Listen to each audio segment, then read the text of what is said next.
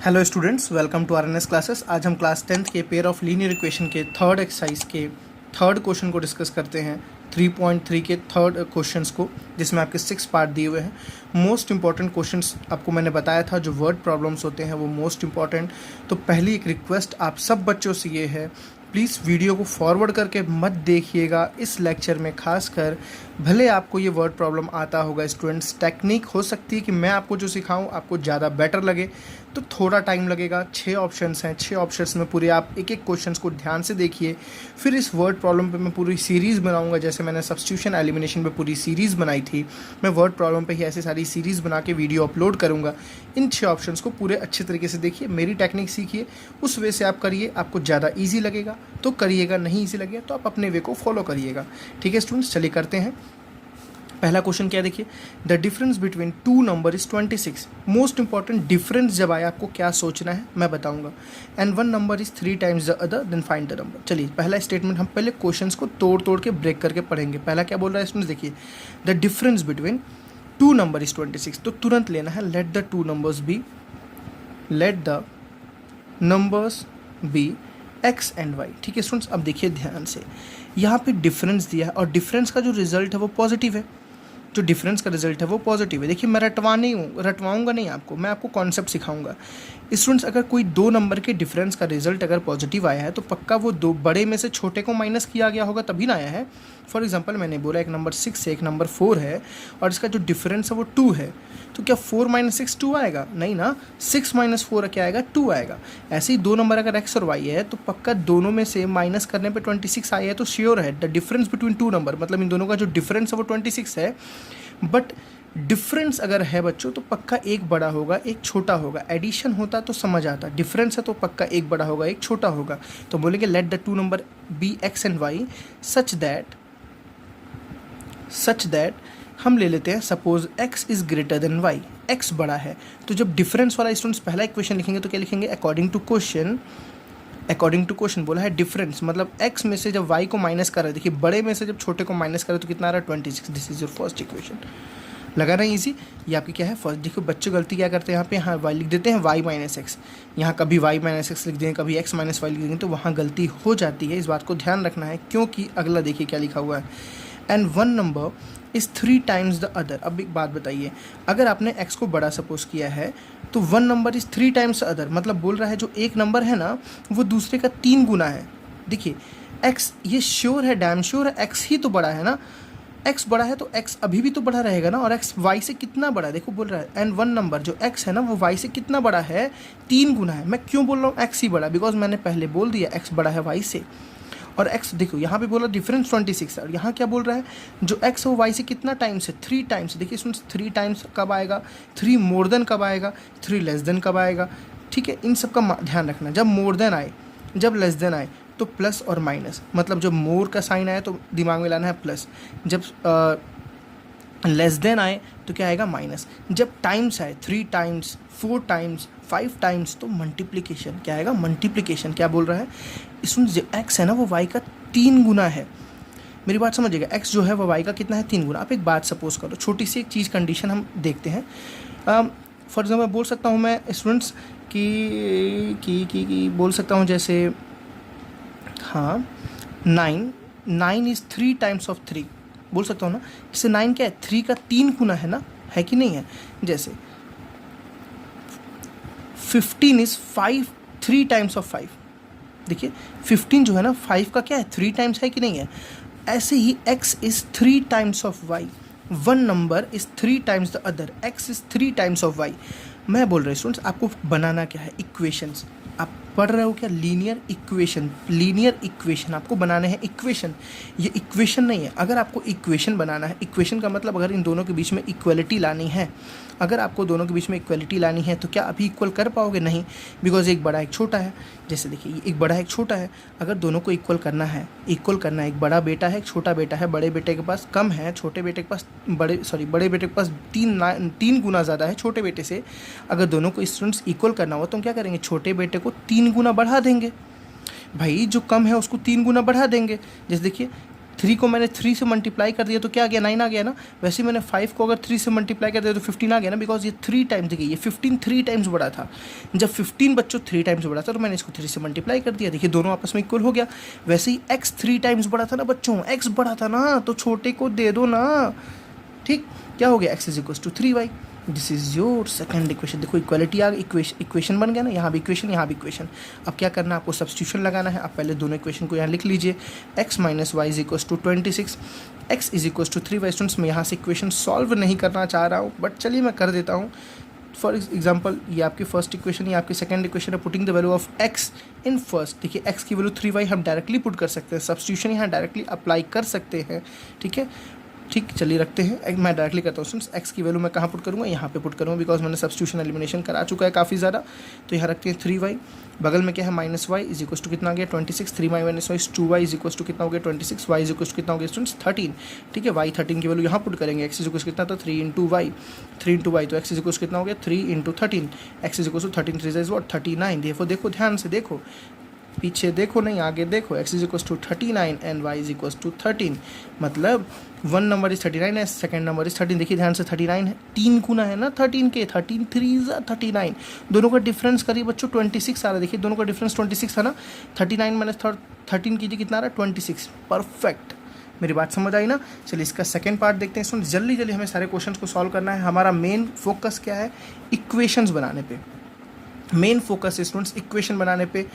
उसके बाद आपको आता है, इसके बाद की कहानी आपने सीख ली, ठीक है। चलिए इसका सेकंड पार्ट देखते हैं। देखिए सुन सेकंड पार्ट क्या लिखा है, बहुत पेशेंस से क्वेश्चन को सॉल्व करना है, बहुत पेशेंस से पढ़ना है, रीडिंग करनी है, तब सॉल्व करना है।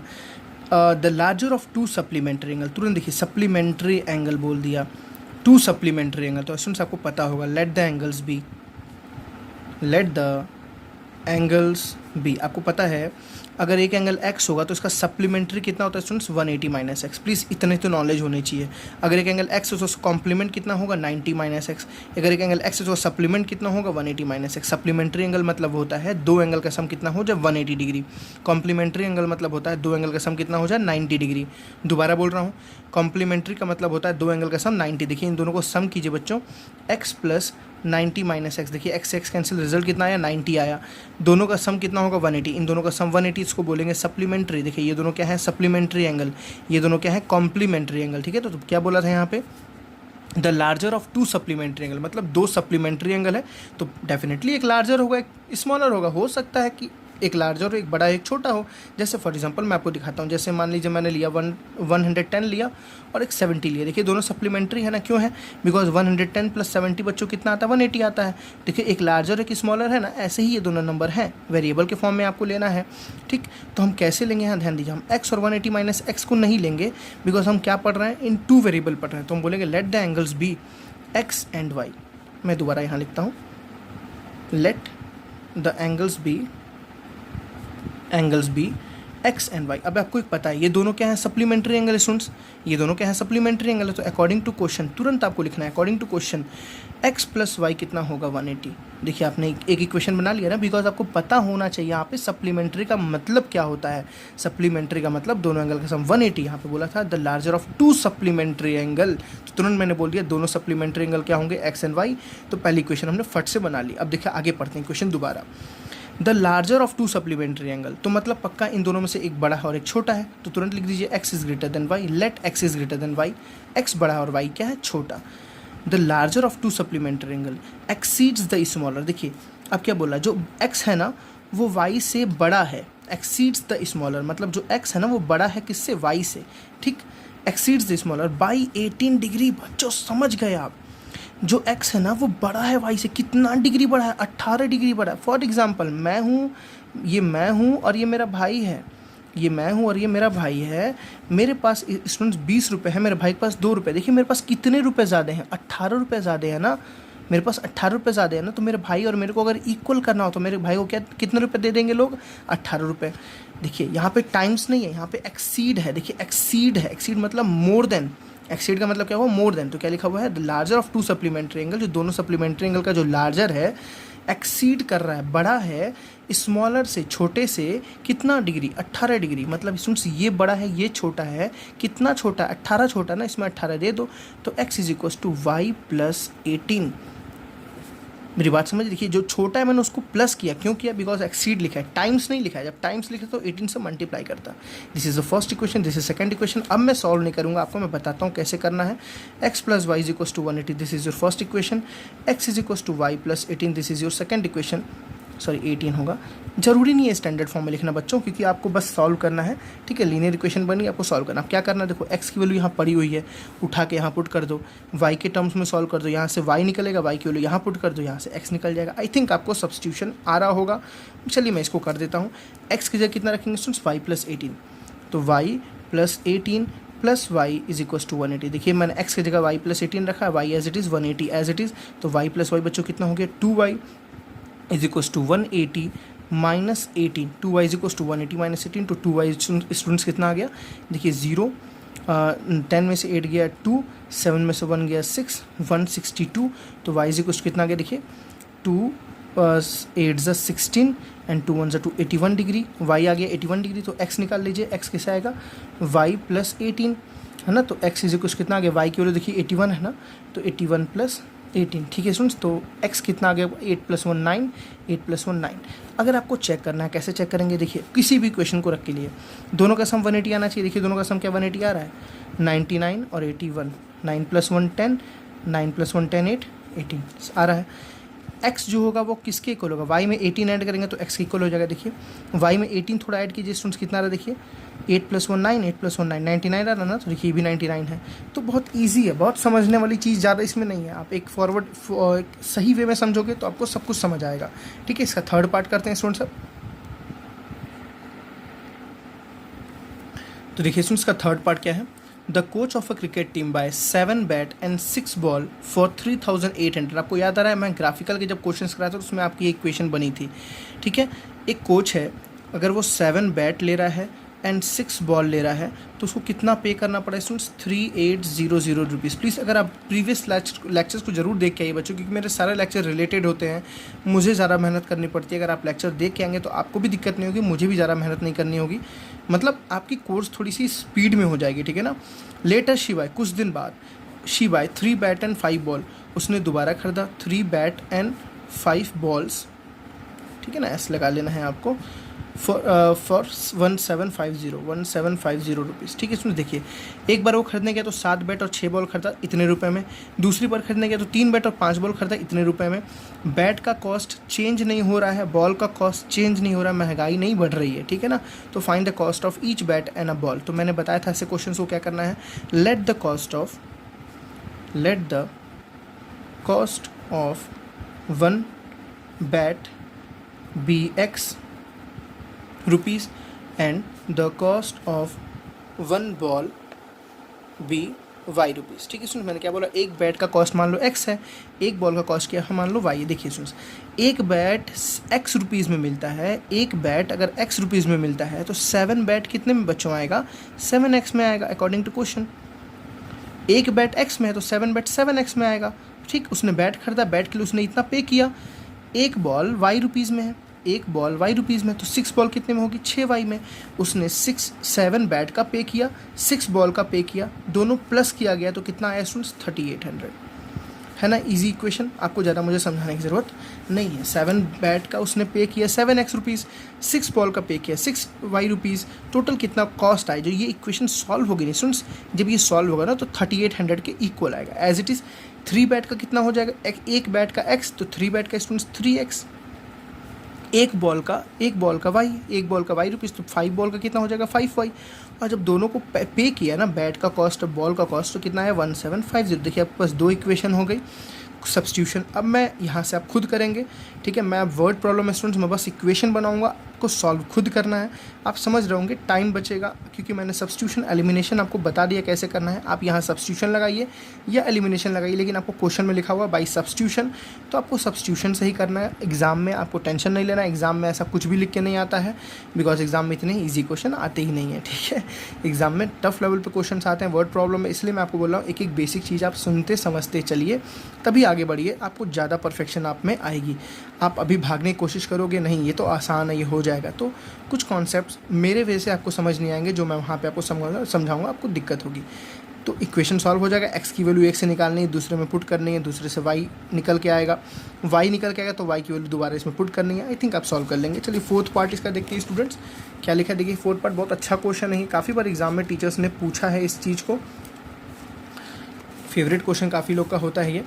देखिए क्या है, the taxi charger in a city consist of a fix charge together with the charge for the distance covered. देखिए क्या है, ऑटो रिक्शा का जो किराया है ना वो कैसे है, जैसे आप ऑटो रिक्शा में बैठते हो तो आपको एक फ़िक्स चार्ज देना है, आपको एक फ़िक्स चार्ज देना है, ठीक है। उसके बाद हर 1 किलोमीटर का चार्ज, फॉर एग्जांपल आप स्कूल में एडमिशन लेते हो ना स्टूडेंट्स, तो जो एडमिशन फ़ी होती है ना, जो एडमिशन फ़ी होती है वो फिक्स होती है, और आपको फिर हर महीने का क्या देना पड़ता है, फ़ीस देना पड़ता है। जनवरी का फ़ीस अलग, फरवरी का फ़ीस अलग, मार्च का फ़ीस अलग, और ये तो फिक्स आपने पहले दे दिया, उसके बाद हर महीने का फ़ीस अलग देते हो। एज इट इज़ लिखा हुआ है कि जब आप ऑटो में बैठोगे तो आप एक फ़िक्स कॉस्ट पे करोगे, उसके बाद आप हर किलोमीटर का कुछ कॉस्ट पे करोगे, ठीक। तो हम तुरंत सपोज करेंगे, let the fix charge be X, let the fixed charge be X and the charge per kilometre be Y, क्योंकि आप हर किलोमीटर का चार्ज अलग अलग है। अगर आपको ऐसे नहीं समझ तो पहले एक बार पूरा क्वेश्चन पढ़ लिया करो। चलो मैं पूरा क्वेश्चन पढ़ के समझाता हूँ। The taxi charge in city consist of fix charge and together मतलब उसके साथ और क्या ले जा रहा है, together with the charge for the distance covered, और जितना डिस्टेंस कवर हो रहा है उसका charge. For the distance of 10 kilometre the charge पे 105, मतलब अगर वो 10 किलोमीटर जाता है तो उसको कितना चार्ज पे करना पड़ रहा है, 105। ये आपको एक डाटा दे रहा है आपको यहाँ से। And for the journey of 15 kilometre, अगर वो 15 किलोमीटर उसी ऑटो रिक्शा से चल रहा है तो उसको कितना पे करना पड़ रहा है, स्टूडेंट 15 किलोमीटर है तो उसको कितना पे करना पड़ रहा है, ₹155। ये डाटा दिया है। कोई बंदा 10 किलोमीटर गया तो उसने 105 रुपये पे किया। देखिए आप ये बहुत डेली लाइफ से इसको जोड़ सकते हैं स्टूडेंट्स, ठीक है ना। डेली लाइफ से आप इसको कंपेयर कर सकते हैं। 10 रुपये गया तो 105 रुपये दिया, 10 किलोमीटर गया तो 105 रुपये दिया, 15 किलोमीटर गया तो 155 रुपये दिया। ये कभी और गया, ये कभी और गया, ठीक है। तो what are the fix charge, देखिए आपसे क्या पूछा है वही बस लेट कर लो। क्या पूछा, what are the fix charge, तुरंत लिख दो, let the fix charge be X, let the fix charge be X and charge per kilometre, तो let the charge per kilometre be Y. देखिए मैंने आपको बिना क्वेश्चन पढ़े मैंने लिखा, क्यों लिखा, मेरा कॉन्सेप्ट क्लियर है। ऐसे ही आप भी पढ़ो, ऐसे एक एक चीज़ आप भी समझो, आपका भी कॉन्सेप्ट क्लियर होगा। और लास्ट में पूछा कि आपको how much is the charge for 25 kilometre, तो ये हम बाद में निकाल लेंगे। क्यों, कब, जब हमें फिक्स चार्ज निकल जाएगा बच्चों और चार्ज पर किलोमीटर निकल जाएगा, तो हमें तो ये तो निकालना बहुत ईजी है ना। फिक्स चार्ज देगा और 1 किलोमीटर का वाई रुपीज़ है, तो जितना भी आएगा उसको मल्टीप्लाई कर देंगे। चलिए पहले समझते हैं। देखिए बच्चों 10 किलोमीटर वाला केस थोड़ा सोचो। वो गया होगा ऑटो में, तुरंत बैठा होगा, ऑटो में बैठा होगा तो बंदे ने क्या बोला होगा, भाई तुरंत पहले फ़िक्स चार्ज दो, तो उसने फ़िक्स चार्ज दिया होगा, दिया ना fix charge, x fix charge दिया होगा।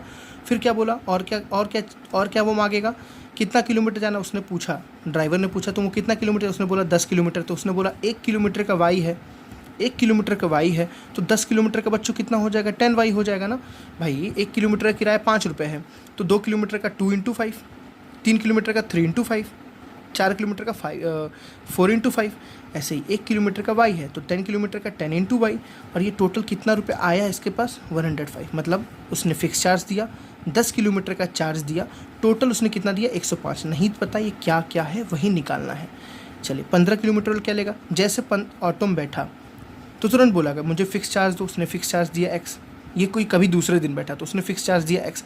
फिर उसने ड्राइवर ने पूछा कितने किलोमीटर जाना, उसने बोला 15, तो बोला 1 किलोमीटर का वाई है तो 15 किलोमीटर कितना हो जाएगा, 15 वाई हो जाएगा। तो बोला ठीक है, = 155 से इक्वेट कर दो, मतलब 155 रुपये दे दो। अब बहुत ईजी है, यहाँ से एक्स निकालिए, यहाँ पुट कर देखिए, 2 इक्वेशन बन गए ना। This is your first equation, this is your second equation. X की वैल्यू यहाँ से निकालिए, यहाँ पुट करिए, यहाँ से वाई निकल के आएगा, वाई को दोबारा इसमें पुट करिए, एक्स निकल जाएगा। देखिए सुन, आपके पास एक्स आ जाएगा और आपके पास वाई आ जाएगा, ठीक। अगर वो बंदा 25 किलोमीटर गया तो आपको पूछा कितना पे करेगा, तो 25 किलोमीटर के स्टूडेंट्स जब वो ऑटो में बैठेगा तो सबसे पहले वो क्या देगा, x रुपये फिक्स चार्ज देगा ना, तो x तो आपको पता है, x यहाँ रख दोगे। 25 किलोमीटर का, 1 किलोमीटर का y है, तो 25 किलोमीटर कितना हो जाएगा, 25 इंटू वाई, और आपको पता है y की वैल्यू भी आपने निकाल ली है, तो 25 को y से मल्टीप्लाई करेंगे, उसमें x को प्लस करेंगे, तो रिजल्ट आएगा आपको कितना, जो भी रिजल्ट आएगा आपके पास वो 25 किलोमीटर का चार्ज आएगा। आई थिंक स्टूडेंट्स आप इसको करेंगे सॉल्व, बहुत ही ईजी है, इन दोनों को सॉल्व करना है, x और y आएगा, x और y यहाँ निकलना है। ये मैंने कैसे लिखा, फिक्स चार्ज है और 25 किलोमीटर का चार्ज, पर किलोमीटर का चार्ज है, ठीक है। आई थिंक इसको आप सॉल्व करेंगे। 5th पार्ट देखते हैं स्टूडेंट्स इसका। चलिए इसका 5th पार्ट देखिए स्टूडेंट्स क्या है। A fraction becomes 9/11 if 2 is added to both the numerator and denominator. If 3 is added to both the numerator and denominator, it becomes 5/6. ऐसे फ्रैक्शन वाले क्वेश्चन ज़रूर आते हैं, ठीक है। जो इसके बाद स्टूडेंट्स में लेक्चर कराऊंगा, जो मैं सीरीज़ कराऊंगा ना वर्ड प्रॉब्लम पे, उसमें मैं हर तरह के क्वेश्चंस के आपको कॉन्सेप्ट बताऊंगा कि फ्रैक्शन के कॉन्सेप्ट को कैसे करना है, ठीक है। तो फ्रैक्शन कॉन्सेप्ट तो आप अभी देख सकते हैं, समझ आ जाएगा आपको। देखिए क्या बोला, अ फ्रैक्शन बिकम्स, तो तुरंत हम यहाँ स्टूडेंट सपोज क्या करेंगे, देखिए आपको बोला ना फाइंड द फ्रैक्शन, तो आप तुरंत लिखिए let the fraction be, let the fraction be x upon Y. देखिए फ्रैक्शन किससे बनता है, न्यूमरेटर और डिनोमिनेटर से बनता है, तो न्यूमरेटर को x ले ली, डिनोमिनेटर को y ले, तो फ्रैक्शन क्या बन जाएगा, x अपॉन वाई। अब देखिए स्टूडेंट्स क्वेश्चन क्या बोल रहा है, अ फ्रैक्शन बिकम्स 9/11। एक फ्रैक्शन 9/11 कब बनेगा, एक फ्रैक्शन 9/11 कब बनेगा, समझिए। If 2 is added to both the numerator and denominator, अगर उसके न्यूमरेटर में भी 2 ऐड कर दें, उसके डिनोमिनेटर, देखिए उसके न्यूमरेटर में भी 2 ऐड कर दें, उसके डिनोमिनेटर में भी 2 ऐड कर दें, तो फ्रैक्शन की जो वैल्यू होगी वो किसकी इक्वल होगी, 9/11, है ना। समझ आई भाई, यहाँ बात मेरी। आगे पढ़ते हैं, देखिए क्या लिखा है, if 3 is added to both the numerator and denominator, अगर उसी फ्रैक्शन में बच्चों, अगर उसी फ्रैक्शन में दोनों में 3 ऐड कर दें, देखिए if 3 is added to both the numerator and denominator, ठीक है, इट बिकम्स 5/6, तो वही फ्रैक्शन कितना हो जाएगा, 5/6। बहुत ईजी है, देखिए फ्रैक्शन था x अपॉन 5, इसके न्यूमरेटर डिनोमिनेटर में अगर 2 ऐड करेंगे तो ये 9/11 बन जाएगा, इसके न्यूमरेटर डिनोमिनेटर में 3 ऐड करेंगे तो ये 5/6 बन जाएगा। बहुत ईजी। इक्वेशन कैसे बनाना है, क्रॉस मल्टीप्लाई करके बनाना है ना। तो यहाँ 11 स्टूडेंट्स देखिए ध्यान से, 11 x + 2 से मल्टीप्लाई हो जाएगा, और 9 किससे मल्टीप्लाई हो जाएगा, y + 2 से मल्टीप्लाई हो जाएगा, तो क्या आएगा पास 11x + 22 = 9y + 18, ठीक है ना। सबको एक तरफ भेज दीजिए स्टूडेंट्स, तो कितना आ जाएगा, 11x - 9y, देखिए 11x - 9y 22, और इधर आ जाएगा तो ये -18 हो जाएगा, तो 22 प्लस में है, 18 माइनस में, तो क्या हो जाएगा, +4 = 0। This is your first equation, ठीक है ना। इसको भी ऐसे ही सॉल्व करेंगे, तो 6 टाइम्स x + 3 = 5 टाइम्स y + 3, ठीक है। तो क्या हो जाएगा स्टूडेंट, 6x + 6 3 = 18 = 5y + 5 3 = 15, तो 6x - 5y = 18 - 15 is what, +3 = 0। This is your second equation. अब यहाँ से आपको सब्स्टिट्यूशन लगाने आता है, आप किसी इक्वेशन से x की वैल्यू निकालिए, इसमें पुट करिए। देखिए स्टूडेंट्स, अभी आपके बुक में भले क्वेश्चन दिया है कि इसको सब्स्टिट्यूशन से ही रिस्ट्रिक्टेड है करो, बट एग्जाम में ऐसा कोई रिस्ट्रिक्शन नहीं रहेगा कि इसको सब्स्टिट्यूशन से ही करो, आप कोई भी मेथड अप्लाई कर सकते हो अगर आपके पास वर्ड प्रॉब्लम आता है तो।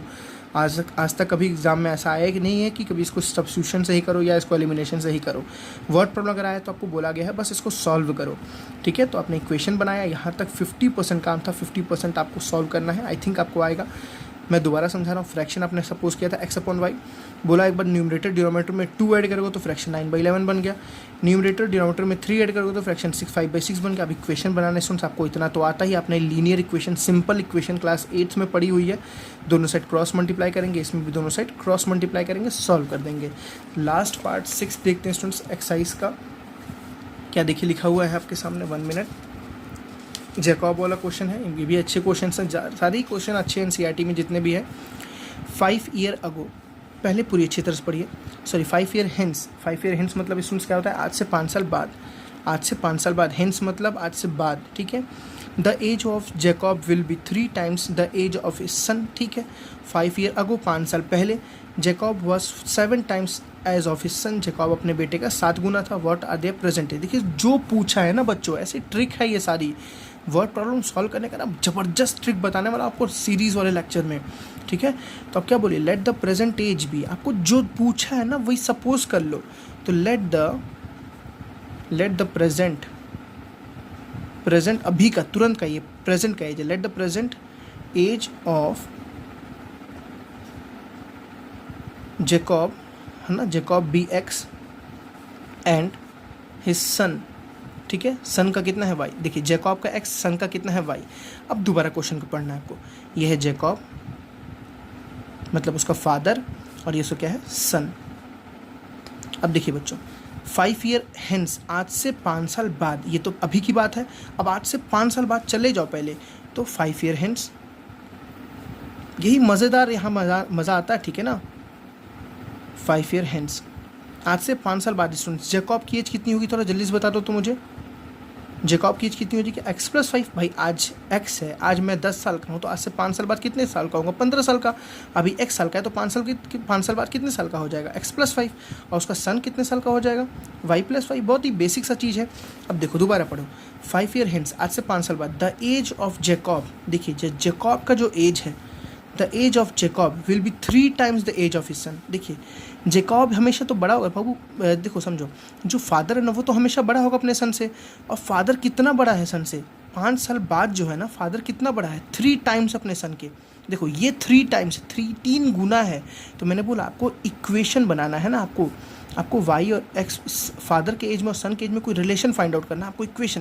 तो इक्वेशन कैसे बनता है बच्चों, ये बोला है 3 गुना है, ये 3 गुना है ना, तो इसको 3 से मल्टीप्लाई कर दो चुपचाप। देखो पूरे को मल्टीप्लाई करना कभी भी, ध्यान रखना, ये पूरा एज है एक, ये पूरा क्या है एज है, उस पूरे एज को 3 से मल्टीप्लाई कर दो, पूरी इक्वेशन बन जाएगी। देखिए कैसे, मैं शॉर्ट में जल्दी सॉल्व करता हूँ, x + 5 = 3y + 15, ठीक है, सब उठा के इधर भेजेंगे स्टूडेंट्स, तो कितना आ जाएगा, x - 3y। देखिए x - 3y = 15 - 5, 15 - 5 कितना हो गया, 10। This is your first equation, बहुत ही इंपॉर्टेंट है। दोबारा मैं समझाता हूँ, 5 साल बाद दोनों की एज ये हो गई, दोनों की एज ये हो गई, और क्या बोल रहा है देखो ध्यान से, 5 ईयर हेंस, 5 साल बाद, द एज ऑफ जैकब, जो उसके फादर का एज है, विल बी, जो फादर का एज है, will be 3 times the son age. मतलब जो फादर है ना वो 3 गुना है अपने बच्चे का। तो अगर बाप का एज और बच्चे का एज अगर बराबर करना है बच्चों, तो क्या करना पड़ेगा, बच्चे को 3 से मल्टीप्लाई करना पड़ेगा ना। आपने जस्ट देखे सारे क्वेश्चन ऐसे बेसिस पे, जो छोटा है ना उसको मल्टीप्लाई कर दो, अगर टाइम्स लिखा है तो मल्टीप्लाई कर दो, मोर देन लिखा है तो प्लस कर दो, ठीक है। ऐसी सारी कंडीशंस आपको करनी है। आगे ये तो आपकी फर्स्ट इक्वेशन बनी। आगे देखिए क्या लिखा हुआ, 5 ईयर अगो, मतलब आज से 5 साल, 5 ईयर अगो मतलब 5 साल पहले, ठीक है। तो प्रेजेंट एज यही है, तो ये पहली कंडीशन बनी आपकी। दूसरी कंडीशन, तो 5 ईयर अगो, 5 ईयर अगो मतलब हम प्रेजेंट में यहाँ पे हैं, ये 5 साल जाके बाद में बात किए, मतलब 5 साल बाद में जाके बात किए, ये 5 साल पहले जा रहा है। 5 ईयर अगो, देखिए 5 साल पहले जैकब का एज कितना होगा, जल्दी से बोल दो जल्दी से मुझे, x - 5, भाई अभी जितने का भी उसमें से 5 माइनस कर दो, और सन का एज बच्चों कितना हो जाएगा, जल्दी से बोलो, y - 5। समझ बात आ रही है ना, सन का एज हो जाएगा y - 5 और फादर का एज हो जाएगा x - भाई जितना भी एज है अभी उसमें से 5 माइनस कर दिया मैंने, समझ आ गई होंगी बातें क्या बोल रहा है। 5 ईयर अगो, 5 साल पहले, जैकब एज वॉज 7 टाइम्स। देखो भाई फादर हमेशा बड़ा रहेगा सन से, अब फादर कितना बड़ा है, जो जैकब है अब कितना बड़ा है, Jacob age was 7 times of his son. अब मुझे बोलने की जरूरत नहीं, इक्वेशन आपके दिमाग पे होगा, जैकब है 7 गुना, जैकब है 7 गुना, किसको 7 से मल्टीप्लाई करेंगे बच्चों, सन को ही तो करेंगे ना। सन 7 गुना छोटा है, तो मैंने सन को 7 से मल्टीप्लाई कर दिया, ये अपने फादर के एज के बराबर हो जाएगा। कब, जब इस सन के एज को मैं 7 से मल्टीप्लाई करूँगा तब। सॉल्व कर देते हैं, x - 5 हाँ, तो क्या आ गया, x - 5 = 7y -7, 5 जब स्टूडेंट्स कितना हो गया, 35, 7 5 से कितना हो गया, 35, सबको उठा के इधर भेज दीजिए। तो x - 7y, देखिए 7y इधर आ गया, -7y, -35 है उधर ना मेरे पास, समझिएगा -35 है, तो ये चाहे आप इधर ही भेज दो इसको सबको, जो आपको करना आप कर सकते हो। -5 + 35 कितना हो जाएगा, +30 = क्या हो गया स्टूडेंट, 0। देखिए this is your second equation and this is your first equation. I think आपको कॉन्सेप्ट क्लियर हो गया, क्या करना है कैसे करना है, ठीक है। आप यहाँ पे सब्स्टिट्यूशन लगा के ही, बुक में जब दिया सब्स्टिट्यूशन तो सब्स्टिट्यूशन ही लगाना है। सब्स्टिट्यूशन लगा के यहाँ से आप सॉल्व करके x और y की वैल्यू निकालेंगे, तो ये हो जाएगा जैकब का एज, ये हो जाएगा सन का एज, x और y की वैल्यू यहाँ से फाइंड आउट हो जाएगी। आई थिंक आपको 6 ऑप्शंस अच्छे तरीके से समझ आएंगे। पहली बात तो ये, अगर नहीं आया स्टूडेंट्स वीडियो तो प्लीज़ कमेंट सेक्शन में मुझे ज़रूर बताइए कि कौन से वर्ड प्रॉब्लम में आपको दिक्कत हो रही है, किस टाइप के वर्ड प्रॉब्लम में, तो उस पर मैं दोबारा कोशिश करूँगा कुछ एक्स्ट्रा क्वेश्चंस कराने का। और अगर आपको आया तो प्लीज़ ये भी बताइएगा कि हाँ आया या नहीं आया, ठीक है। मिलते हैं नेक्स्ट लेक्चर में, जहाँ पे हम पूरी सीरीज़ के बारे में डिस्कस करेंगे, वर्ड प्रॉब्लम की पूरी सीरीज़, कम से कम 4 लेक्चर वहाँ भी बनने वाले हैं, उसको मिस नहीं करना है, इसको देखना है अच्छी तरह से। चलिए मिलते हैं स्टूडेंट्स नेक्स्ट लेक्चर में। Thank you.